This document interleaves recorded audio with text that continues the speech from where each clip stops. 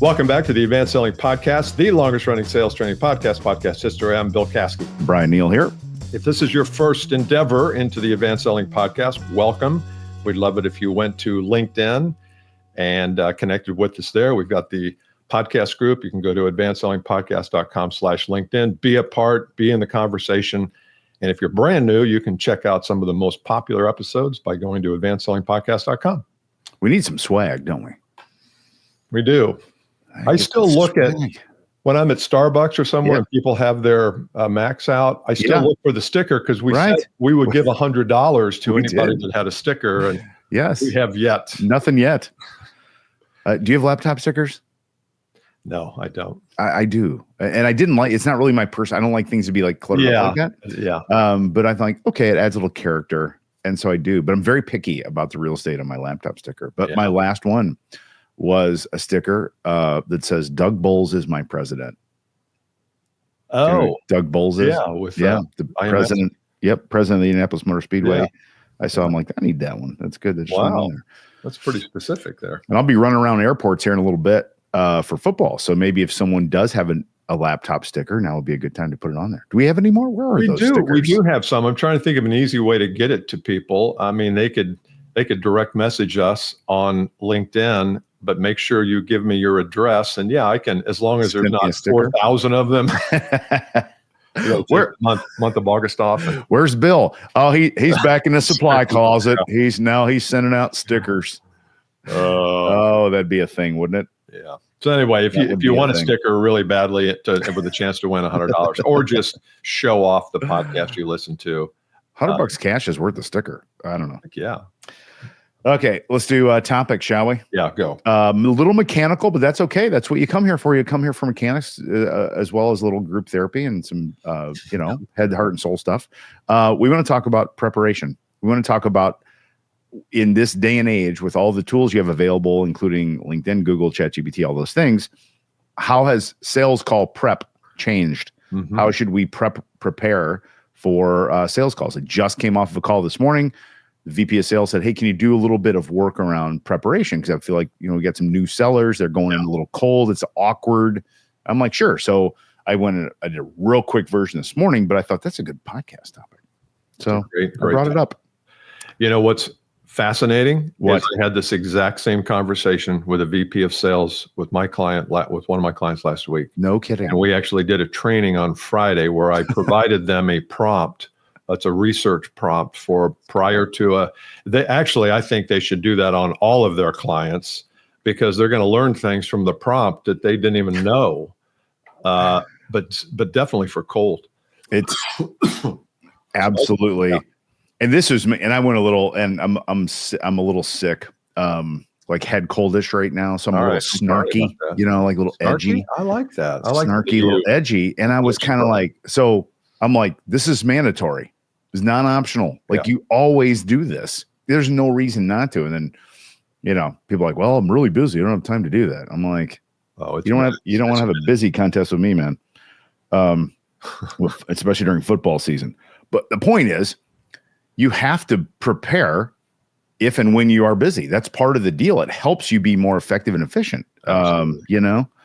And so, so did you tell them to run this on all of their clients? All of them, every one of them, everyone they talk. I said, if you're going to go talk to another human being, you need to do a little research on the company, the building you're about to walk into, and the person you're about to meet with. That's exactly always right.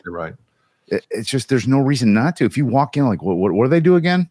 Something industrial. I'm not sure. I'm like, no, man, it's all right there. Yeah. So it's mandatory. And then these days, we'll get into the mechanics, but it takes seconds to do we did one this morning. Guy, I'm like, someone give me a call you've got scheduled. The guy's like, I got a call scheduled with this company today.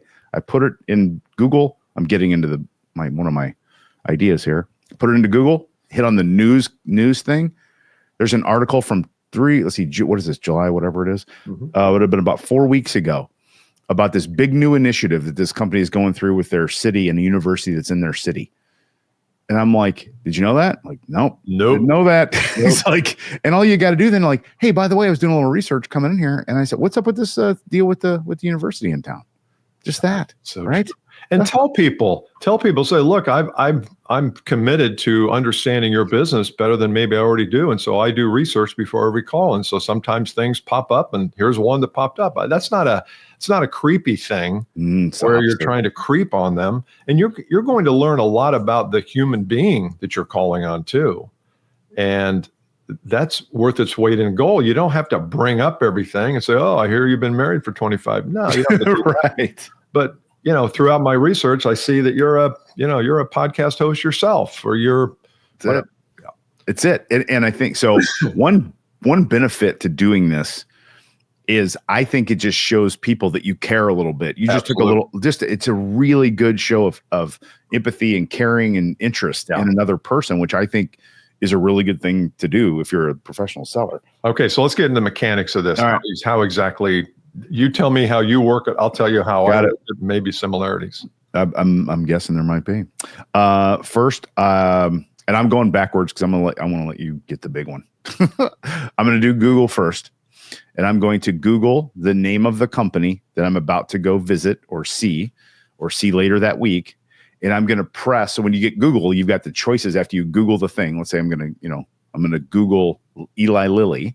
But then it's going to show me a whole bunch of Lilly stuff. Their homepage is one of the things. I don't do their homepage. Everyone goes to their homepage.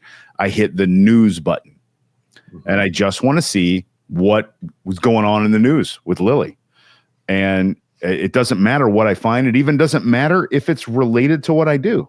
I just want to be a little informed of what's going on with Eli Lilly if I'm going to go calling them right now. Gives you more confidence too. I mean, totally, when you walk in, you just kind of have a sense. They probably know more about them than they know about themselves, or any one department does. Yes, I just did it. I put Lilly in. Lilly says Lilly in my search on Google, and the first one 2 days ago. Eli Lilly commits $856 million in biobucks to gate bioscience for new class of medicine.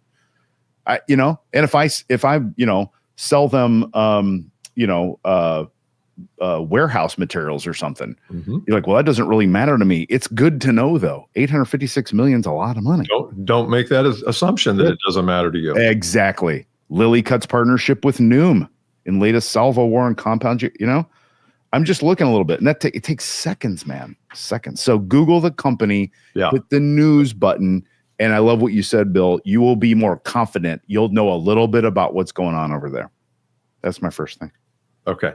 My first thing is AI, because I believe most of the platforms now, Claude, ChatGPT, Perplexity, I find is really good, will go to the web and they'll scrape that kind of stuff. So here's what I would do. I can give you the prompt, but I would rather you guys get in the habit of doing your own prompts. So I would go and ask your AI how to create a prompt for research for a company and an individual, and it will tell you exactly what to prompt it. So you don't have to come up with something out of thin air. Go and say, I'm looking, and give it a little context. I'm in sales for this company. We sell this kind of product, and occasionally I'll have new clients, new prospects, and I want to learn a little bit more about them. It's important you say, I want research on the individual, the human being or beings, and the company. And you'll have to put in the website. You'll have to put in the individual's LinkedIn address. It will not just limit itself to that. We do it through Claude, and it's unbelievable. In fact, it brings back too much. Right. Back to the point where it's like, you know what? I didn't need to know that. But that's how I would do it. So I can give you the prompt, but I think it's better if you get in the habit of asking your AI how to prompt you to get this kind of information. Yes, that's brilliant. And you just exactly little context. Here's what I sell. Here's what I sell to. I'm about ready to prep for this call. How should I ask you for information that will be helpful to me in my sales call? That's right. Give you the prompt and you just do it. That's so great. And it's crazy how good it is. It just blows your mind. It and is. People are like, well, I don't have time to do all this. Like, you can get all it. Like, just do it. Do what Bill said. Hit enter.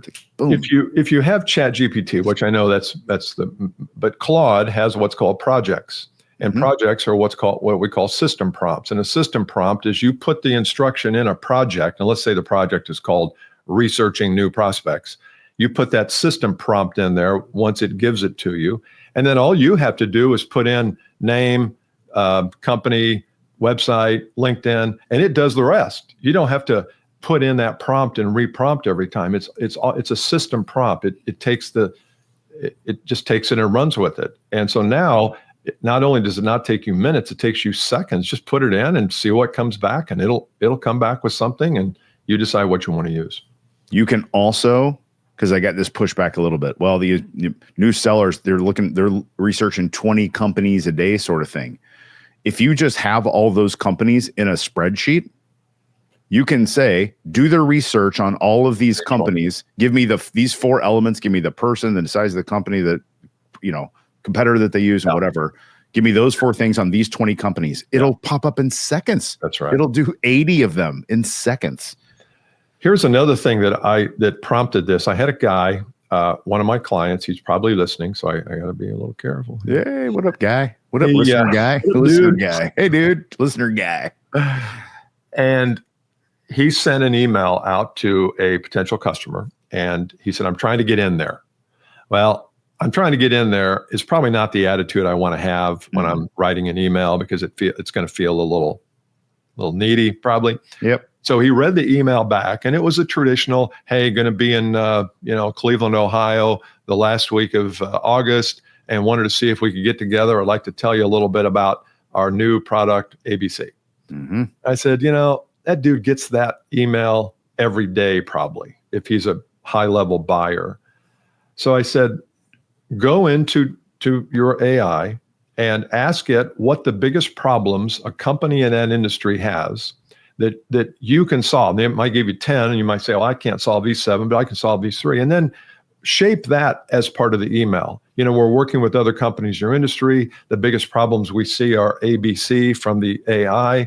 And I don't know if you want to talk about that, but we've got some unique solutions. I'd love to, capture half an hour of your time sometime.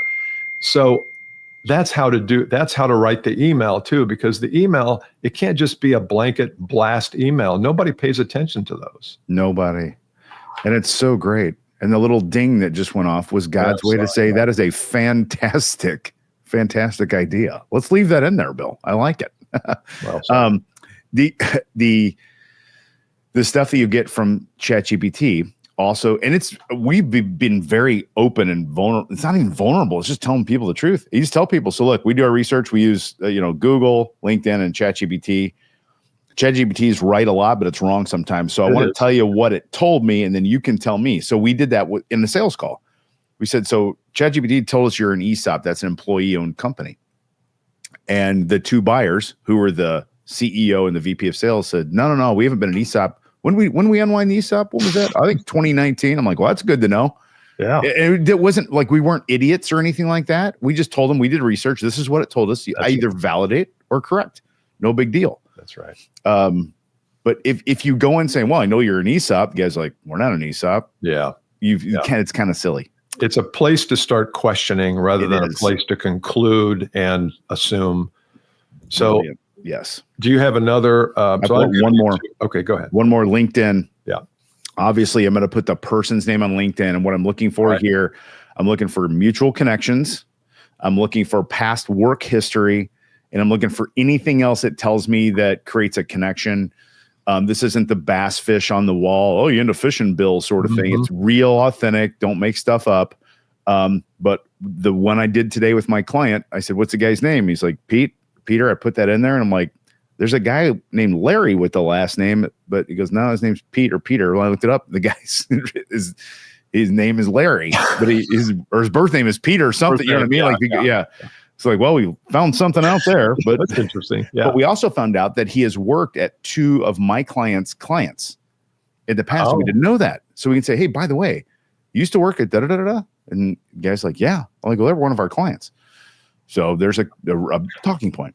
So this is not hard. It does not take a lot of time, everyone. It does not. No. I promise. And it's a great way for sales professionals to get on the AI curve. I said the other day, you don't want to be leading the curve, but you got to be on the curve. And this idea that, I know I get in trouble a lot. People say, stay in your lane, stay in your lane. Well, your lane is widening.